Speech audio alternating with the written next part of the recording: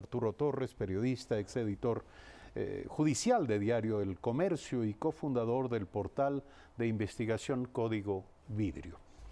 Seguimos hablando de ley de comunicación. Arturo, buenos días, gracias por aceptar esta invitación. Gracias, Eduardo. La pregunta es la ley orgánica de comunicación, las reformas a la ley orgánica de comunicación. En opinión de los periodistas de investigación, ¿garantiza la labor, el desarrollo de este aspecto clave de la comunicación, que es precisamente el periodismo de investigación? Efectivamente, Eduardo, creo que todas las reformas que se están planteando evidentemente quieren de alguna manera aligerar toda la carga de hostilidad hacia los medios y hacia los periodistas que durante esta década fue tan común. Y creo que hay reformas que son importantes en función de que precisamente uno de los objetivos que tenía el anterior gobierno fue amordazar a los medios y sobre todo generar miedo y temor y autocensura, que de cierta forma lo logró. Al margen, creo que es un tema pendiente también, exorcizar los miedos que se quedaron en las redacciones. Eso va a tomar tiempo. ¿Eso tiene que ver con qué? El ejercicio de la autocensura. Así es. Y eso sobrevive. Eso sobrevive, eso persiste, porque nos imaginamos un periodo muy sostenido de hostigamiento y de persecución. Entonces eso genera emociones reprimidas y eso tiene que ser tratado a ese nivel. Digamos que debe decantarse en las redacciones y en los periodistas y eso va a tomar más tiempo. Pero yo quiero entender lo que estás diciendo. Es un factor psicológico, psicoprofesional, digamos. Claro, porque tú ves que hay mucho miedo que se quedó arraigado en los periodistas, más allá de la ley. O sea, lo que se quería sobre todo generar es este miedo y este temor a contar las cosas que pueden ser incómodas. Y se logró. Y se logró. Así es. Yo he conversado, he visto las actitudes, digamos, las respuestas de los periodistas que no querían meterse en ciertos temas incómodos o incluso editores que también prefieren no entrar en ese terreno, no entrar en problemas porque a nadie le gusta estar enjuiciado, recibir una rectificación, una réplica, porque para el medio de comunicación es totalmente incómodo. Pero el mensaje del gobierno del presidente Lenín Moreno ha sido exactamente el contrario. Es decir, puerta abierta a la independencia de las redacciones, de los profesionales de la comunicación y por supuesto a la independencia periodística. Esto todavía no ha cuajado lo suficiente como para haber liquidado los temores y los miedos de los que nos hablan. Sí, yo destaco la actitud y la apertura democrática del presidente Moreno y evidentemente del resto del gobierno que están alineados con ese discurso y con ese objetivo planteado en el régimen. Creo que es un primer paso importante porque ahora vienen las reformas a la ley de comunicación que también es como desmontar ese sistema que era tan complejo para acorralar a los medios y a los periodistas. Sin embargo, creo que hay que también tener más información de, por ejemplo, cómo estimular más a los pequeños medios de comunicación, a los medios que están surgiendo, porque estamos en una transición, lo sabemos, el Internet dio un salto en el tema periodístico y vemos problemas, por ejemplo, en el financiamiento de portales, medios pequeños que necesitan recursos y todavía no hay esta mutación, digamos, o un debido reparto de la publicidad a los portales, que vemos que básicamente no tienen, por ejemplo, publicidad. Entonces, ¿por qué no pensar en que el Estado, no el gobierno, asigne, por ejemplo, un estímulo a los empresarios que quieran de alguna forma invertir en medios, en el periodismo independiente, deduciéndoles impuestos?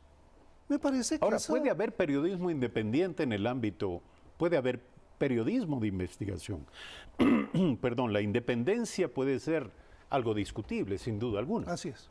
Pero puede haber periodismo de investigación en todos los ámbitos del espectro. Así es. En el periodismo de los medios públicos, exacto, de los medios privados y de los medios comunitarios. Cuando se habla de verificación y de contrastación, dos requisitos que de alguna manera definen la calidad de la comunicación. Esto es válido para cualquier periodista en cualquier sección y sobre cualquier tema, pero sobre todo para el periodismo de investigación. ¿Cuál es la realidad actual del periodismo de investigación? Hubo un periodismo de investigación bajo el gobierno del expresidente Rafael Correa que tuvo que pagar el precio además por hacerlo, por hacer ese periodismo.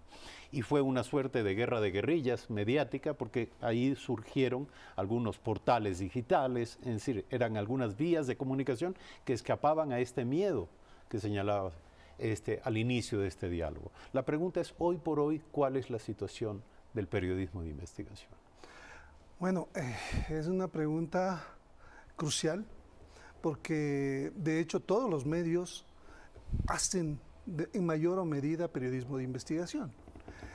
Creo que es importante que la sociedad entienda la relevancia del periodismo de investigación como un método para revelar cosas que alguien quiere ocultar. Entonces, por eso se requiere un método, ¿no? O sea, en eso difiere, digamos, del periodismo de investigación. Pero creo que en este momento también estamos en una transición.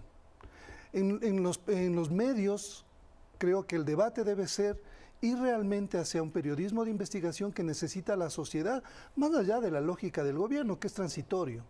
Entonces, me parece que esto debe ser estimulado, pero con una cuestión mucho más orgánica, que viene del Estado. Yo me refiero, por ejemplo, a un caso que conozco bastante de cerca, que es el caso de Gran Bretaña, donde medios como la BBC, que son públicos, no reciben dinero del gobierno o fondos del gobierno, sino del Estado, de la sociedad que los mantiene. Tienes un consejo que controla. Y aún así tienen que pelear duro para mantener la independencia. Exacto, y ahí vamos al tema, que también es crucial, de cómo son sustentables. Porque me parece que también hay que pensar en que por ser un medio público no excluye el hecho de que, por ejemplo, reciban financiamiento de entidades privadas porque están en competencia, estamos compitiendo, estamos en el mercado y lo importante es el contenido, lo que tú mencionabas hace un momento, la verificación, la contrastación de la información, el que esa información sea creíble. Eso es lo que nos interesa a los periodistas y que haya una independencia editorial del modelo económico. Esto de alguna manera debería estar acompañado en paralelo por la academia y por los procesos de formación de periodistas de investigación. ¿Cuál es el estado de esto en el Ecuador actualmente, en opinión del grupo de investigación, de periodismo investigativo en el que estás integrado? Bueno, el oficio del periodista investigador es como el del lobo solitario, ¿no? Creo que también debemos aprender a entrar a trabajar en equipo en estos temas que son importantes, no solo para los periodistas, sino, como decía hace un momento, para la sociedad. Me parece que no hay una lógica muy de trabajar conjuntamente sobre estos conceptos, o sea, a ver qué se requiere, porque yo no he visto, por ejemplo, que nosotros impulsado, y eso hago un mea culpa, qué se necesita para estimular el periodismo de investigación, que como sabemos toma más tiempo, requiere otras lógicas de trabajo, gente más experimentada, porque los procesos son mucho más rigurosos, porque se maneja una información mucho más sensible.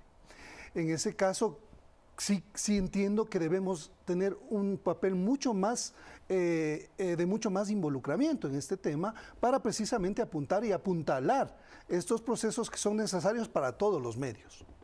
Parece que además van de la mano dos cosas. La una es un sistema judicial que indaga, que investiga, que quiere de verdad llegar al fondo y revelar la verdad en torno a los hechos que son materia de su consideración.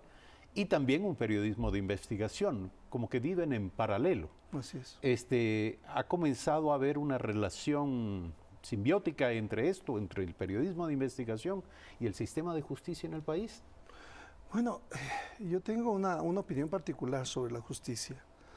Creo que todavía, o sea, lo importante que de todas las señales y de todas las decisiones y lo que acaba de decir el presidente Moreno públicamente, de que él respeta y ha sido muy incisivo y persistente en eso, en el discurso de el respeto a la independencia de las funciones.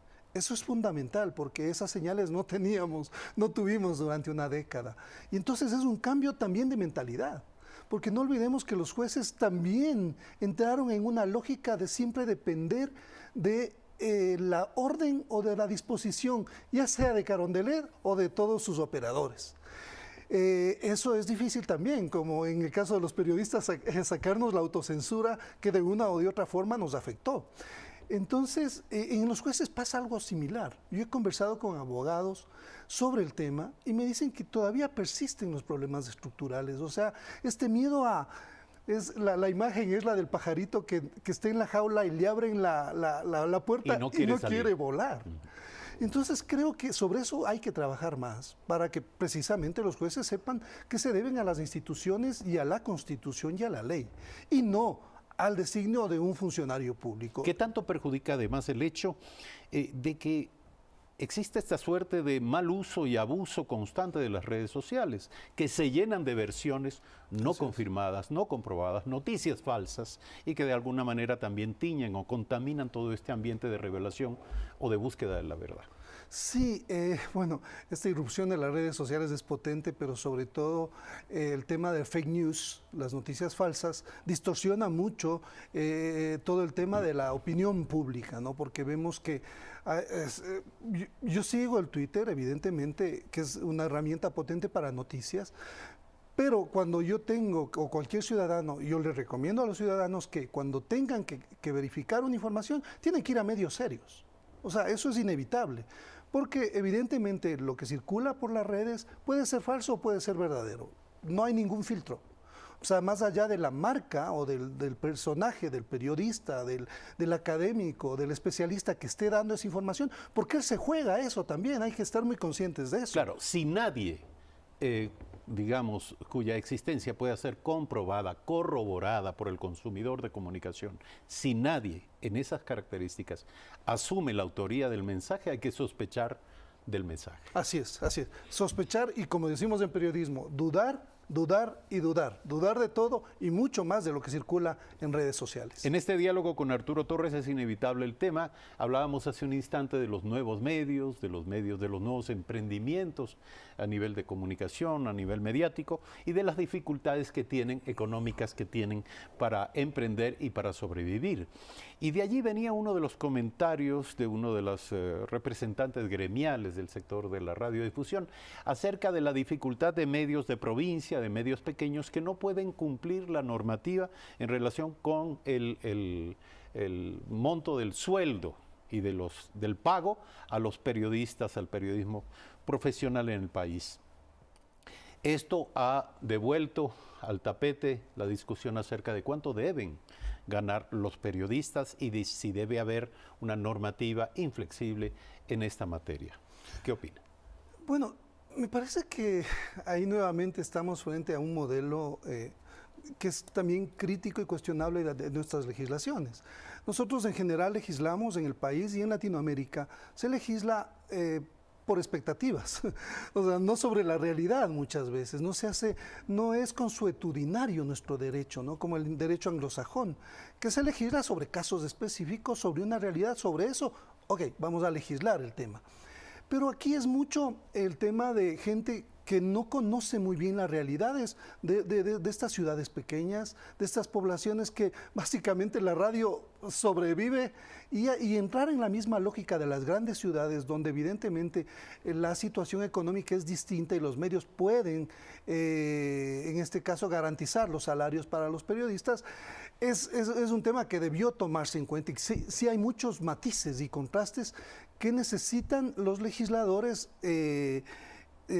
darles la importancia que requieren para que esa legislación no se convierta en un dogal y en una limitación para estos pequeños medios que efectivamente no tienen los ingresos para pagar un sueldo de $900. Sí, pero lo contrario, crear un vacío legal en esta materia significa consagrar la injusticia y eventualmente la explotación, el abuso del trabajo de los comunicadores. Así es, la verdad. Y ya no solo de los comunicadores, hablemos de operadores, de todo el personal técnico, en fin. La verdad es algo que está en el medio. Me parece que lo importante de este debate es precisamente encontrar, y esa es creo que la opción que tienen los legisladores y claro, los periodistas, todos los que estamos involucrados en el tema, de buscar más información que nos permita finalmente llegar a una legislación que sea justa, y equitativa para esto, sobre todo para que no se vulneren derechos y no se acabe el periodismo en estos medios pequeños de Ahora, otras ciudades. más allá de que haya sido eventualmente malinterpretado lo dicho por el ministro de Trabajo, él lanzó la idea de ser, digamos, consecuentes y reconocer un hecho de la realidad, que es que hay muchos periodistas independientes a los que se les paga a destajo, se les paga por producto, por trabajo realizado, por nota realizada. Y esto habría que reconocerlo porque en la realidad ocurre, y ocurre como resultado de un acuerdo entre el contratante y el contratado. Entonces, ¿en qué medida esto también apunta en la dirección de lo dicho? Quiero decir que no hay una ley, hay una ley que expresa un ideal que es a veces imposible de alcanzar y no una ley que se basa en la realidad del mercado. ¿Esto debería ser incluido en la ley de comunicación? Lo veo muy difícil de aplicar, porque yo ahora tengo el portal, pero también hago temas como freelance. Y es difícil porque tú conoces como periodista, o sea, a veces los temas tienen mayor o menor profundidad, requieren mayor o menor tiempo. ¿Cómo se puede eso establecer en una legislación? Es bien complejo porque cada nota, una nota que uno escribe como periodista independiente, freelance, básicamente tiene diferentes parámetros, ¿no es cierto? Y diferentes grados de importancia, de reportería, se requiere más trabajo, más recursos para la movilización. Entonces, ahí es bastante complicado encontrar un pago para los periodistas independientes que trabajamos dependiendo de... Hay también una especie de negociación que se hace en función de la realidad que uno tiene que enfrentar para hacer una cobertura. Entonces, quizá el tema se base simplemente en reconocer la existencia de la modalidad y consagrar aquello que no debería hacerse, que no debería ocurrir. No tanto cómo debería hacerse, cuanto cómo no debería hacerse. Y en este sentido, bueno, es un debate abierto y obviamente quienes primero tienen que expresarse acerca de esto son los propios comunicadores y periodistas. Gracias, Arturo Torres, por aceptar la invitación a Muchas gracias, Eduardo. 8 de la mañana con 1 minuto, como siempre a esta hora, recomendamos la lectura de Diario El Telégrafo. En esta jornada, El Telégrafo nos dice, con gran despliegue, Ecuador protesta ante Bolivia y Venezuela. El gobierno llamó a consultas al embajador en La Paz y suspendió el viaje del nuevo representante diplomático en Caracas. Además, El Telégrafo en esta mañana nos informa acerca de este hecho inédito. Al metro le falta un 32% para ser concluido y hay fotografías impresionantes de lo que está ocurriendo en el subsuelo. La tuneladora Luz de América llegó ayer a San Francisco, al corazón del Quito colonial, y ya se encuentra allí y ya abrió el boquete a través del cual correrá este tren subterráneo, el metro de Quito. Y finalmente, El Telégrafo nos informa acerca de la confirmación dolorosa de la muerte de la pareja secuestrada por alias Guacho. Los cuerpos hallados en Colombia, en efecto, dicen las autoridades colombianas, pertenecen a Katy Velasco y Oscar Villasís, y estos restos serán repatriados. 8 de la mañana con 2 minutos. Como siempre, gracias. Mañana 6:55. Buen día.